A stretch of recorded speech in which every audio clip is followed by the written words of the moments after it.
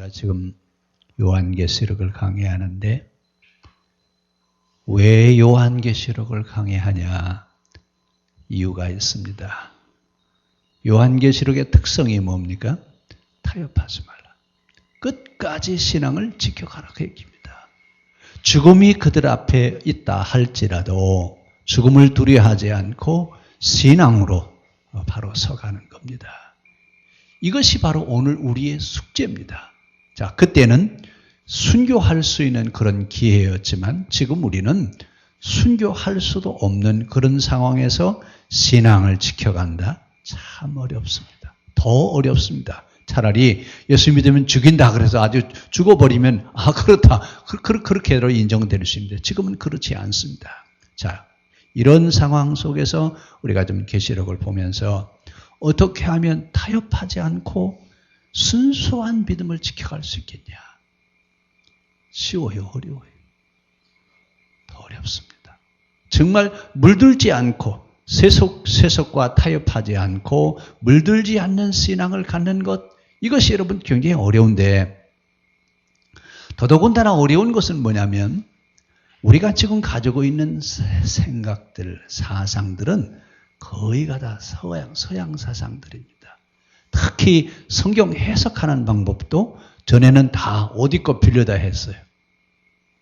서양 사상을 빌려다가 성경을 해석했는데, 사상을 빌려왔다라고 하는 얘기는 그들의 생각에 내가 지배를 당한다는 얘기예요. 종속당한다는 얘기입니다. 그럼 어때요? 우리가 좀 동양 사람인데 서양 사람들의 생각을 빌려다가 우리가 서양의 지배를 받아야 돼요? 안 받아야 돼요? 거기까지 생각들 하시나 모르겠어요. 우리는 동양이기 때문에 동양 사고로 우리 생각으로 성경을 해석하자 그 말입니다. 그러면 우리는 서양의 지배를 받지 않고 자유로운 신앙, 즉 타협하지 않는 신앙을 가질 수 있습니다. 여기까지 생각을 하면서 들었으면 좋겠습니다. 자, 1절에 보니까 뭐라고 그랬어요? 내가 또 보니, 누가 봤어요? 누가 봤어요? 내가 봤는데 힘센 다른 천사가 구름을 입고 하늘에서 내려오는데 그 머리 위에 무지개가 있고 그 얼굴은 해 같고 그 발은 불기둥 같은. 참 이 요한계시록에서 표현되어지는 이 얘기들은 참 어렵습니다. 왜 이렇게 어렵냐? 왜 어려워요? 묵시적 표현이기 때문에 그렇습니다. 자, 이 이야기는 지금 1절은 뭘 지금 표현하려고 그러냐면 하나님께서 어떻게 우리에게 현현해 오시느냐, 하나님이 우리가 있는 곳에 하나님이 어떻게 오시느냐라고 하는 것을 지금 이렇게 표현을 하고 있는데, 그 오신 하나님의 손에는 뭐가 들려있어요?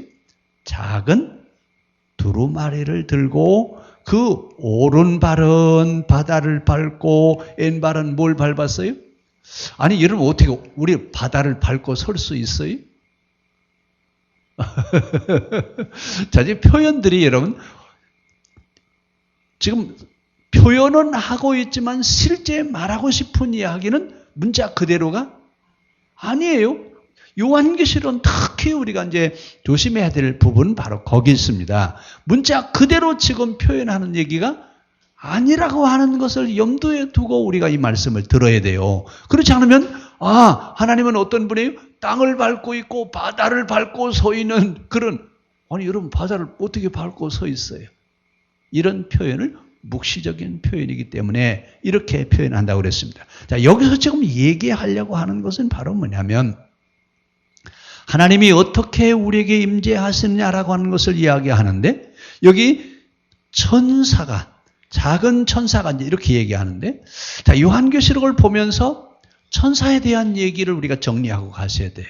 자, 대개 다른 주석이나 여기를 보면 여기 천사 그러면 하나님, 예수님 이렇게 표현을 해요. 예수님이 구름을 입고 하늘에서 내려오신다라고 이렇게 표현을 하는데, 요한계시록에서 예수님은 어떻게 표현하냐면 어린 양, 죽임당한 어린 양이라고 표현을 하지 천사라고 표현하지 않습니다. 그러니까 구별을 해야 돼요, 안 해야 돼요? 일반 주석에서 말하는 하나님, 천사를 하나님과 동일하게 보는, 예수님과 같이 동일하게 본다고 하면 죽임당한 어린 양은 누구예요? 여기서 또 혼돈이 올 수밖에 없어요.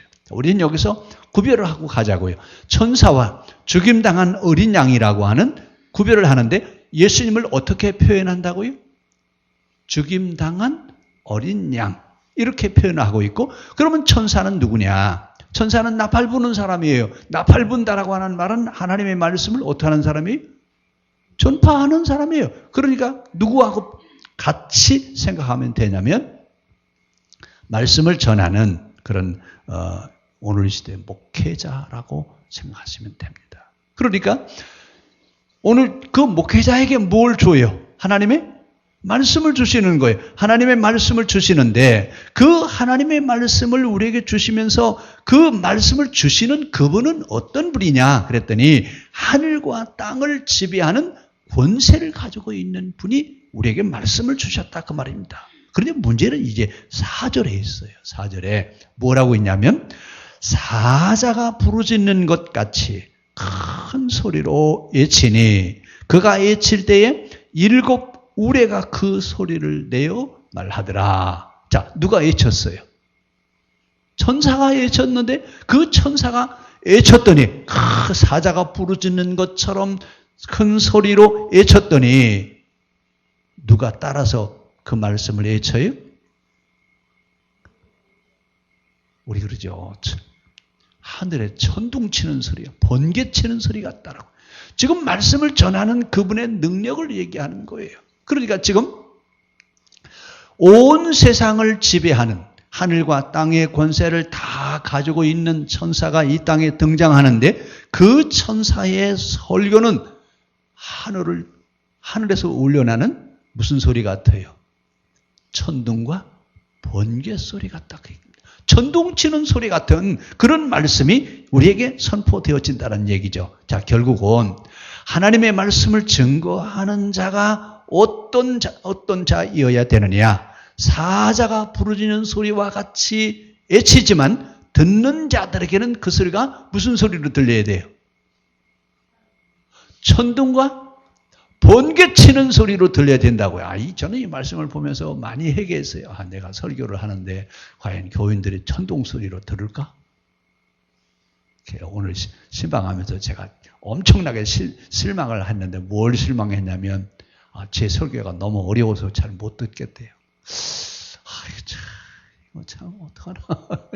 참 대책이 없더라고요. 성경 공부 좀 하라고 그랬더니 성경 공부는 잘 지식이 없어서 못한다나? 그러면 설교는 어렵다고 하지를 말든지. 이동철 권사님, 제가 설교하는 게 어려워요?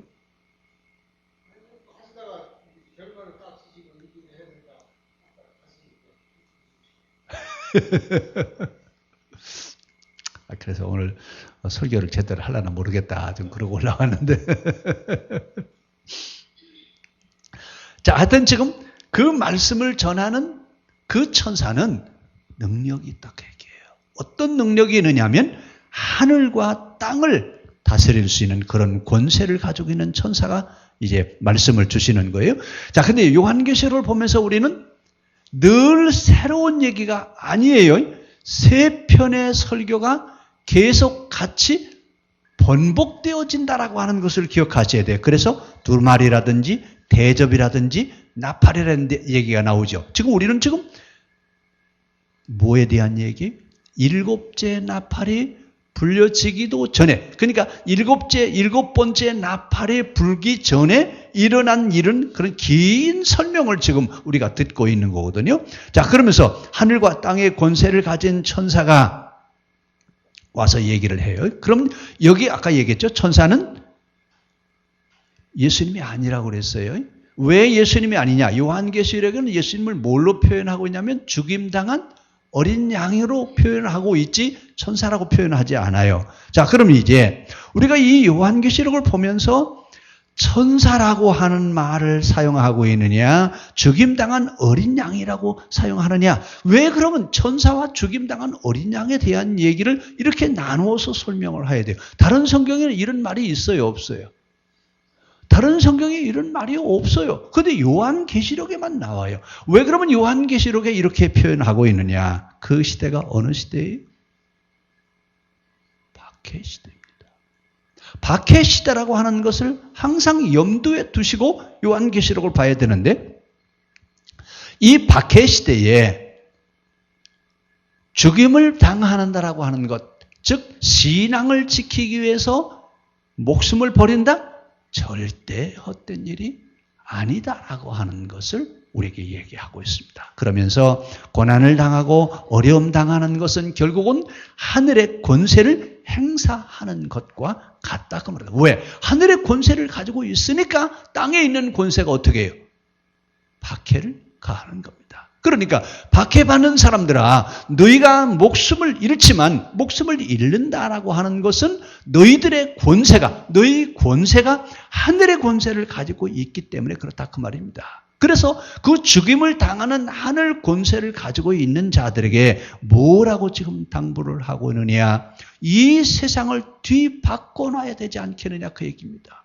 자, 이 세상을 뒤바꿔 놔야 되는 얘기를 하기 위해서 지금 요한은 뭐라고 그래요?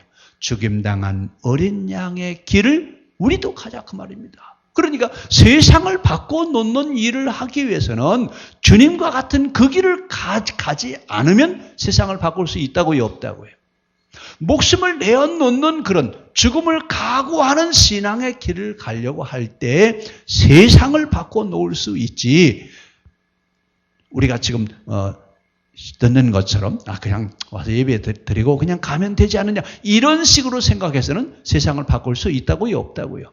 세상을 바꿔놓을 수 없다 그 말입니다. 자, 그러면 그 시대는 세상을 바꿔놓기 위해서 죽임당한 어린 양과 같은 그런 길을 가자고 이야기하는데, 그리고 오늘 우리는요, 박해와 순교, 여러분 지금 우리 나라는 박해와 순교 있어요, 없어요? 없어요. 그러면 성경은 뭐라고 그래요? 죽임당한 어린 양의 길을 가자고 그러는데, 우리는 지금 순교와 박해를 순교도 할 수도 없고 박해를 받지도 않고 있어요. 그럼 어떻게 가야 돼요? 자, 이 이야기는 중요합니다. 오늘 우리는 그러면 그 시대 사람들은 목숨을 내어놓고 순교했어요. 그럼 우리는 어떻게 해야 되느냐? 타협하지 않아야 됩니다. 우리의 신앙이 세속과 여러분 타협되어져서 혼합주의로 가는 것을 막아야 됩니다. 자, 계시록은 박해와 순교를 통해서 현실과 타협하지 않고 있지만 우리는요, 지금 어떻게 해야 돼요? 타협해야 돼요, 안 해야 돼요? 타협하지 않아야 된다고 얘기는 하지만 실제 우리의 신앙생활은 어때요? 적당하게 다 타협해요, 안 해요? 타협하잖아요. 적당하게 타협하면서 신앙생활을 하고 있잖아요. 이러면서 이제 오늘 우리 현실 속에서 그 신앙이 바른 신앙이냐 잘못된 신앙이냐라고 하는 것을 우리가 찾아야 되는데, 잘못된 신앙은 어떤 신앙이냐 하면 이단이라고 그러잖아요. 이단들, 이런 사이비 종교는 고난과 박해의 가치를 인정하지 않습니다. 다시 말씀드리면 고난이라고 하는 것, 신앙생활하면서 우리에게 고난이 있어요, 없어요? 고난이 있는 것을 거부하고 고난을 막아내게 하려고 하는 것, 이런 것들은 참 가치가 있는 신앙이 아니다 그 말입니다. 자, 그럼 이제 우리가 가지고 있는 신앙이 참 신앙인지 거짓 신앙인지 어떻게 하면 우리가 그것을 구별해낼 수 있겠느냐? 두 가지예요. 하나님은 창조주이시면서 역사의 주관자이십니다. 창조주라고 하는 것은 인정하시죠? 그렇죠? 온 세상을 누가 만드셨다고요? 하나님이 만드셨어요. 그런데 역사의 주관자라고 하는 말은 인정하셔야 안 하셔요? 무슨 얘기냐면 우리가 살고 있는 이 역사를 누가 이끌고 가신다고요? 하나님이 이끌어 가신다 그 얘기예요. 그러니까 우리가 살아가는 모든 시간 순간마다 이 역사적인 사건들은 다 하나님께서 주관하시면서 가고 있다 그 얘기예요. 이것을 인정할 수 있어야 된다 그 얘기입니다. 자, 이 이야기는 역사를 운영해 가신다라고 하는 이야기는, 이 역사를 그러면 하나님이 어떻게 운영하죠? 자동차 운전하는 것처럼 운전수처럼 차를 운전해 가시는 거예요? 이 이야기는 무슨 얘기냐면 역사의 주관자, 역사를 주관하신다라고 하는 말은 하나님은 사람들을 통해서 역사를 이끌어 가신다라고 하는 것. 이것을 우리가 이제 아는 것인데, 역사를 어떤 사람이 역사를 이끌어 가느냐? 역사를 이끌어 가는 사람은 다가 아니에요.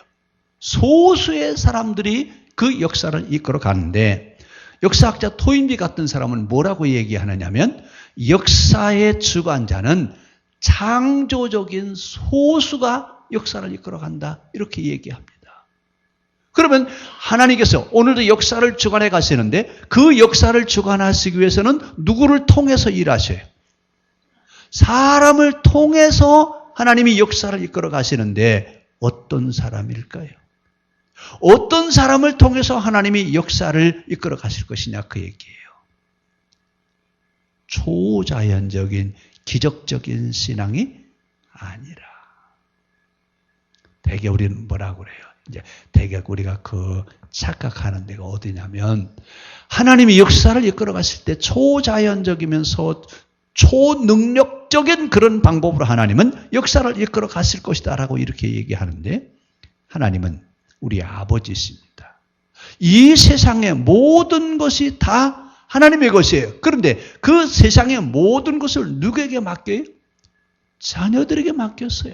그러면 역사를 주관하시는 하나님이 역사를 이끌어 가시는데 누구를 통해서 역사를 이끌어 가시느냐? 하나님의 자녀들을 통해서 역사를 이끌어 갔습니다. 그러면 다 하나님의 자녀예요. 그렇죠? 믿는 사람들이 다 하나님의 자녀면 하나님의 역사를 우리가 이끌어 가야 돼, 안 해야 돼요? 그러면 어때요? 내가 지금 살고 있는 삶의 자리에서 역사를 이끌어 가는 그런 창조적인 삶을 살아야, 안 살아요? 이렇게 되면 하나님의 자녀가 누구예요? 우리는 뭐라고 그래요? 구원론 얘기할 때 처음 교회 들어오면 뭐부터 가르쳐요? 구원론부터 가르치잖아요. 당신은 이제 하나님 안에서 하나님을 아버지라고 부르시니 하나님의 자녀가 됐습니다. 이제 하나님의 자녀는 구원받은 사람입니다. 자, 이렇게 여기까지는 좋아요. 잘 가르쳤어요. 그러면 하나님의 자녀가 됐으면 그 다음에 어떻게 해야 돼요? 예? 이게 지금 우리에게 빠져 있어요. 우리가 신앙생활을 하는 가운데 하나님의 자녀가 됐으면 그 다음에 뭐가 있어야 돼?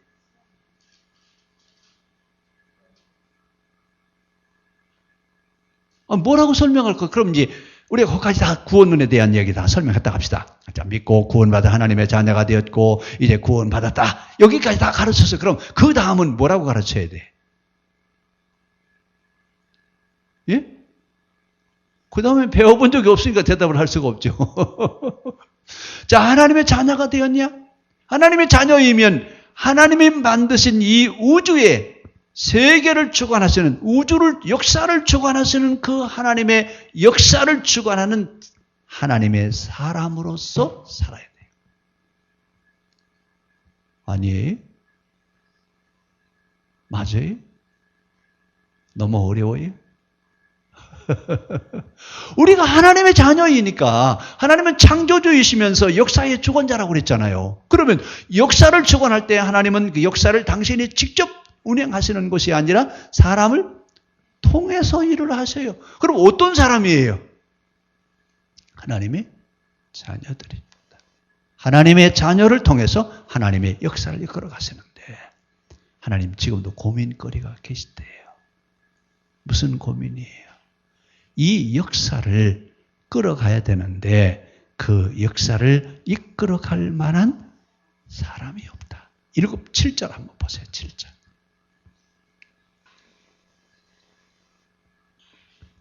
일곱째 천사가 소리내는 날 그의 나팔을 불려고 할 때에 하나님이 그의 종 선지자들에게 전하신 복음과 같이 하나님의 그 비밀이 이루어지리라 하더라.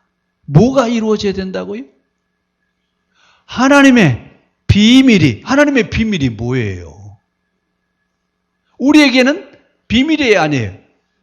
하나님의 자녀된 우리에게는 비밀이 아니지만 하나님의 자녀가 아닌 사람들에게는 비밀이에요. 그러면 하나님의 자녀들이 선지자를 통해서 하나님이 그의 종 선지자를 통해서 이 땅에 이루시기를 원하시는 게 뭐예요?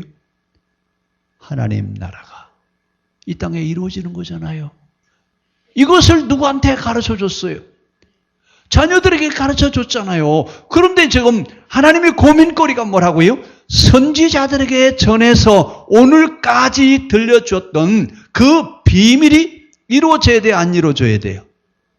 이루어지는 일을 하게 하는 일을 해야 된다 그 얘기예요.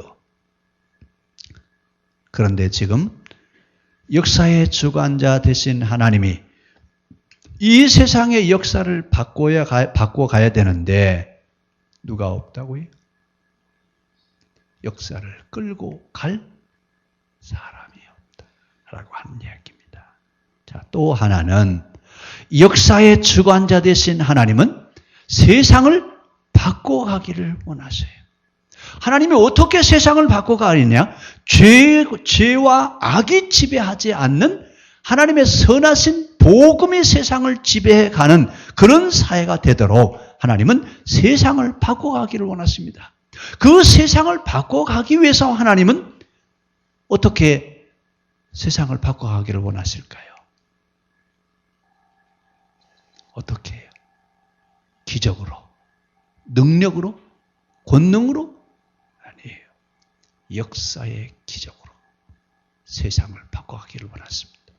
자, 이스라엘 역사를 우리가 얘기하면서 역사의 기적에 대한 이야기 들으셨어요? 안 들으셨어요? 역사의 기적이 뭐예요? 바벨론 포로에서 포로 교환하는 이게 바로 뭐라고 그랬죠? 이런 역사의 기적을 하나님은 이루어가기를 원하신다 그 얘기예요. 근데 우리는 뭘 보기를 원해요? 병자가 일어나고 소경의 눈을 뜨고 이런 어떤 초자연적인 역사가 일어나기를 원하는데 하나님은 역사의 기적이 일어나기를 원하십니다. 자, 그러면서 이제 이 천사를 보내시면서 천사에게 하늘과 땅의 권세를 다 너희에게 주었다. 그러면 하늘과 땅의 권세를 준 천사는 누구라고 그랬죠? 아까 누구하고 동격이라고 그랬죠? 오늘날 목회자하고 동격이라고 그랬어요. 그러면 목사님들에게 지금 무슨 권세를 주었다고요? 하늘과 땅을 다스리는 하늘과 땅의 하늘에서 이 땅에 뭐가 이루어지는 것처럼 하나님 나라가 이루어지는 그 일을 할 수 있는 권한을 지금 누구에게 주었다고요? 교회의 지도자들에게 주셨습니다. 근데 그 교회 지도자가 한마디 말을 하자 뭐처럼 들려졌다고요? 하늘에 천둥치는 천둥과 번개가 치는 소리처럼 그렇게 들려졌다 그랬습니다. 자, 오늘 우리들이 지금 애쳐야 될 말씀입니다. 어떤 말씀이에요? 우리가 살고 있는 역사 속에서 하나님의 비밀이 이루어져야 된다라고 하는 이 말씀이 선포되어지는 그런 역사가 일어나야 됩니다. 그래서 우리가 하나님의 자녀죠. 그럼 하나님의 자녀이기 때문에 이제부터 우리가 하는 일은 어떻게 해야 된다고요? 주요 하나님의 비밀이 누구를 통해서 이루어지기를 원합니다? 자녀인 우리를 통해서 하나님의 비밀이 이루어지게 하여 주시기를 원합니다. 근데 이렇게 얘기를 해야 되는데 그 시대는 이렇게 얘기할 수가 없어요. 왜 못해요? 박해 시대예요. 말하면 어떻게 되는데요? 그 말하면 죽이는데요. 그러니까 뭐라고 얘기해요? 이렇게 묵시적인 표현을 가지고 얘기를 하고 있습니다. 그러면서 이제 우리가 세상을 바꿔야 된다. 세상을 바꾼다라는 얘기는 그때는 박해 시대인데 어떻게 세상을 바꿀 수 있어요? 이게 바로 하나님의 자녀들이 할 일이라 그 말입니다. 하나님의 자녀들은, 하나님의 사람들은 그 시대를 바꿔가는 일을 하는 것이 하나님의 자녀들이 해야 돼요. 왜? 역사를 이끌어가는 일은 누가 한다고요? 하나님의 자녀들이 하니까요. 세상을 바꾸는 일을 이제 하나님의 자녀들이 해야 된다 그 말이에요. 그러면서 9절로 가겠습니다. 9절. 내가 천사에게 나아가 작은 두루마리를 달라 한즉 천사가 이르되 갖다 먹어버려라. 그런데 먹으면 어떻게 된다고요? 거기 한번 같이 읽어보세요. 내 배는 쓰나 내 입에는 꿀같이 달리라 하거늘. 자, 그런데 이 천사가 뭐라고 두루마리를 달라 한듯 두루마리를 주면서 뭐라 한다고요? 갖다 먹어버리래. 먹는다라는 얘기는 무슨 이야기예요? 예? 그러면 성경을 갖다 푹푹 삶아서 곰탕 잡수시란 얘기죠? 그거 아니? 그러면 이 성경을 하나씩 다 찢어서 다 씹어 먹으라는 얘기인가요? 그러면 어떤 사람은 실제 그런 사람이 있어요. 성경에 있는 말씀을 다 이해하려고 성경을 다 뜯어먹는 사람이 있어요. 그런다고 성경을 이해할 수 있나요? 그래서 성경을 이해할 것 같으면 날마다 성경 다 뜯어서 먹게 그럼? 오늘 이야기는 성경을 뜯어먹으라고 하는 이야기는, 받아먹으라고 하는 말은 내가 하나님의 말씀을 충분히 깨달아서 알아라. 하나님의 말씀을 충분히 깨닫고 알아서 그 다음에 어떻게 하라고요? 그 말씀을 먹을 때는 뭐처럼 달았어요? 꿀처럼 달았는데 그게 어디로 내려갔어요? 배로 내려가서는 어떻게 된다고요? 아, 이거 말이 돼요? 안 돼요? 어떻게 입에는 다 꿀처럼 단데 배에 들어가면 그냥 쓴 약이 되나요?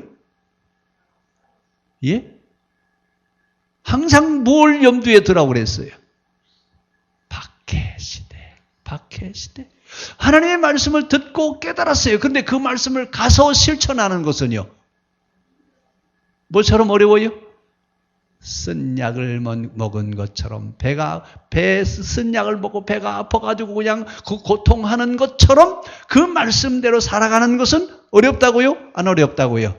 어려워요. 그런데 오늘 요한은 뭐라고 그래요? 그가 내게 말하기를 내가 많은 백성과 나라와 방언과 임금에게 다시 예언하여 하리라. 그럼 그 시대만 이렇게 하면 된다고요? 언제까지요? 오늘 우리가 사는 이 시대까지 그 하나님의 말씀이 증거되어져야 돼요. 그러니까 예언자들을 통해서 말씀하셨던 그 말씀처럼 오늘도 다시 그 말씀이 예언되어져야 돼요. 뭐라고요? 하나님 나라의 비밀을 이 땅에 어떠라고요? 실천해 가야 되는데 그 실천하는 일은 입에는 다나 배에 들어가면 쓴 약으로 배에 들어가면 쓰게 되는 것처럼 그렇게 고통스러운 울지라 할지라도 어떠라고요? 이것이 우리 세대에 이루어지게 하여 주시옵소서. 하나님 나라가, 그러면 그 하나님의 나라를 이루는 자들을 누구라고 부른다고 그랬죠? 하나님의 자녀. 그럼 우리가 할 일은 뭐예요? 아까 얘기했죠. 구원론에 대한 얘기하면서 구원받은 하나님의 사람들이 그 다음에 구원받고 천국에 가는 확신을 가졌으면 그 다음에 뭘 하라고요? 세상을 바꾸는 일을 해야 된다. 이 땅에 하나님 나라가 이루어지게 하는 역사를 이끌어가는 그 일을 하나님의 자녀들이 그 일을 감당해야 된다. 그 말입니다. 오늘 그 시대 정말 어려운 시대예요. 믿는다라고 하는 말만 하면 어떻게 하는 시대예요? 죽이는 시대예요. 그런데 그들에게 뭐라고 말씀해요? 너희가 세상을 가서 바꾸는 자들이 되어라. 오늘 이것이 오늘도 다시 우리에게 예언되어야 되리라. 11절 한번 같이 읽어보세요. 그가 내게 말하기를 내가 많은 백성과 나라와 방언과 임금에게 다시 예언하여야 하리라는 얘기는 미래까지 계속 어떻게 한다고요? 계속 진행되어져야 된다 그 얘기예요. 그럼 오늘 하나님의 자녀된 우리들이 어떻게 해야 되느냐? 무엇을 어떻게 해야 되느냐? 오늘 이 시대도 그 이야기를 선포하라 그 말이에요. 그때 요한이 반모섬에서 여러분 그 유배생활을 하면서 그 시대만 이 이야기를 쓸 것이 아니라 어느 시대에도요? 오늘까지, 오늘에 이르기까지도 또 다음 세대까지도 계속 이 말씀이 어떻게 된다고요? 선포되어져야 하리라. 이 나팔 소리가 이제 곧 들려질 겁니다. 하나님의 자녀된 우리들이 이 세상을 바꾸는 일을 할 수 있는 그런 역사가 일어나기를 바랍니다. 기도하겠습니다.